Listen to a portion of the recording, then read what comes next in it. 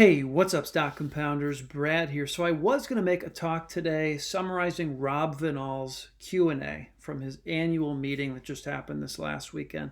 But this video popped up on my YouTube feed. So I started watching it. Guy Spier's talk at, what is HIC? The Helvetian Investment Club in Switzerland.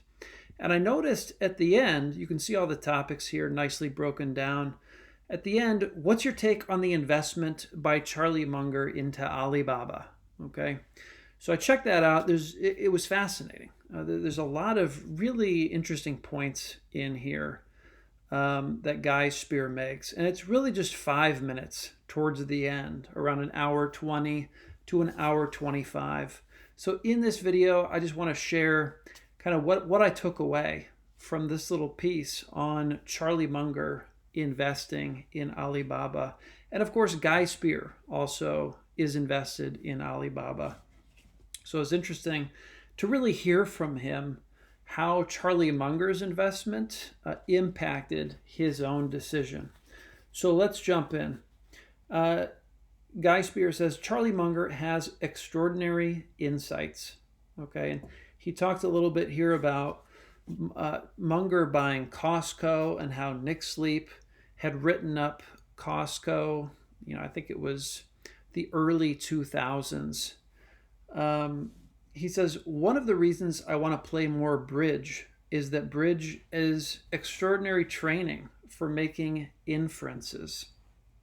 And, looking at what other investors are doing, cloning, shameless cloning, taking guidance from other great investors based on what they're buying is an inference. And, bridge is actually something I want to get much more skilled at. So maybe this is a nudge in that direction. I've learned that analysis is not just what appears on the balance sheet and income statement, although you should certainly be able to do those things. This may be the most valuable thing I tell everyone here. Okay, get ready for it. He's framing based on what I know about this person, in this case, Charlie Munger, based on what I know about their financial circumstances. They just made XYZ move, in this case, Charlie Munger buying Baba, and in fact doubling down twice on Alibaba. What does that tell me about the world? Okay. How does that update my evaluation of the probabilities that something will be true or false, right? Investment is all about determining the odds, right?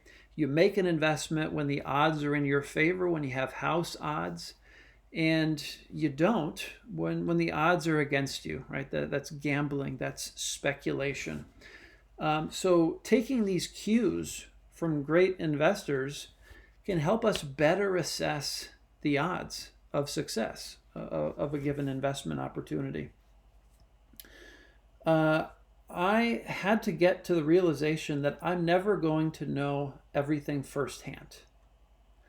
It's not possible to do all of the work on a company and to really fully understand that business just doing your own work. That's the realization that Guy Spier came to. I have to make those inferences. I have to study people like Charlie Munger, and then when I see them make a move, try to understand why most of the time I won't. And then when I see them make a move, try and understand why. Most of the time I won't understand why. But every now and then it will update my probabilities in such a way that I have an insight which will enable me to do something. Now, most of us think of Guy Spier as an investor who doesn't do much very often, right? And this is, something Terry Smith at Fundsmith preaches as well. It's kind of their third principle: do nothing, right? Let the great businesses that we're invested in compound our money for us. Once in a while, because a great investor, that in this case Guy Spier follows, does something that kind of tips the probabilities, right? It tips the odds in his favor to be able to make that call, to be able to make that investment. On Alibaba, I think that the company, as best as I can understand, has reached a degree of centrality in the Chinese economy and the global economy, that as China grows, in spite of all the other noise that is going on, and we all know there's a ton of noise about Chinese investments, it is extremely likely to be lifted, right? As the global economy, as the Chinese economy grows, Baba is likely to be lifted. It seems to me that that's the kind of analysis that Charlie Munger has done on Alibaba. It's in this unusual place of being part of the retail infrastructure of China and of the world, while at the same time having some really, really good economics going on around it. I happen to be aware that some people were selling Alibaba and buying other companies, and Charlie Munger was encouraging them and agreeing with them that that was a smart move. And then I discovered 3 to 4 months ago that he's been buying Alibaba while he's been encouraging other people to buy something else, which was really, really interesting to me. I'm very intrigued by this. I wonder if there was some kind of misinterpretation here. That doesn't really sound like something that Charlie would at least willingly do. Mislead in a sense, tell them, hey, yeah, this is a good idea to do that, but I'm going to come over here and buy Alibaba for myself. I'd love to learn more about that, what was happening there. The other blockbuster company in China, Tencent, I have a huge problem with gaming companies because I think many of those games are rotting the minds of our young people. Understandable. To me, gaming companies might be the new tobacco. A very strong statement. Guy Spier has also talked about Facebook or Meta being in some ways equivalent to tobacco because of the kind of social bullying and, you know, the stuff that teenagers are faced with on a social media platform like Facebook. I think that's part of the reason he was not interested in Tencent. Munger not being interested in Tencent because of the exposure to gaming. And then the last piece of the analysis, Charlie Munger has a huge investment with Liyue. The Munger family basically has their money in Lilue's fund, Berkshire Hathaway, and Costco. Those are the three major pieces of the Munger family's wealth. Liyue has an extraordinary good understanding of China. This leads me to believe that Charlie Munger has a deep understanding of the place of Alibaba, not just in Chinese business, but the way the Communist Party sees Alibaba. Okay? So there's a lot of fear about the government, right? The Chinese Communist Party crippling these Chinese tech companies. But Guy Spier seems to think Charlie Munger has insights into that relationship, perhaps because of his connection with Liyue. I also bought some Alibaba, but when I did, what I did was I sized the position well below what would have been right for me. So, looking at a typical starter position for Guy Spier, he came in quite a bit less than that with Alibaba, and we'll take a look at that in a minute. Often the answer when you're investing in public markets is position sizing.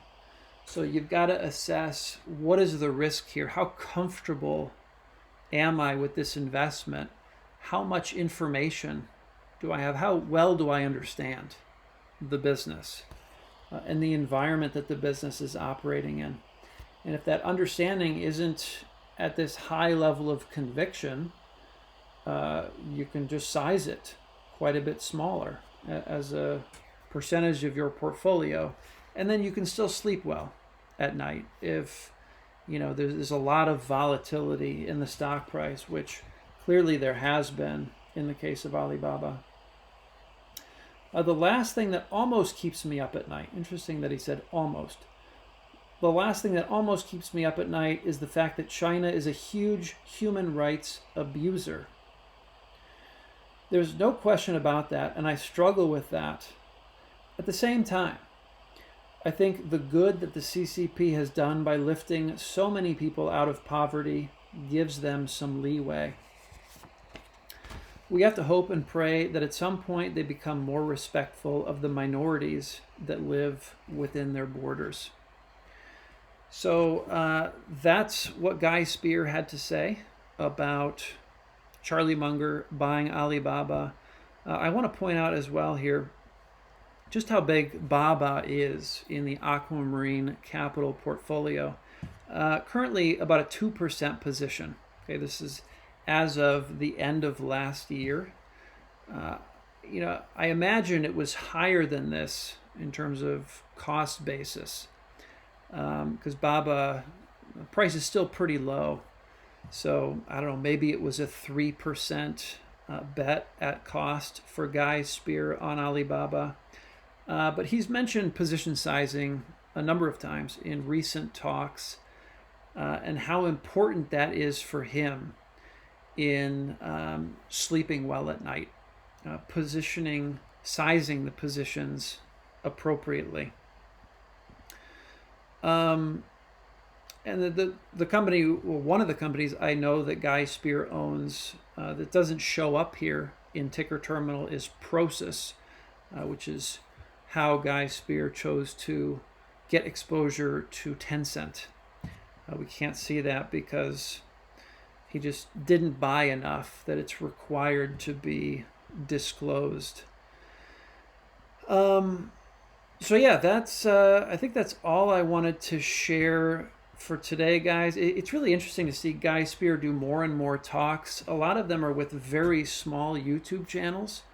So it usually takes a while for the algorithm to, push them out to me to say, hey, this might be something you're interested in.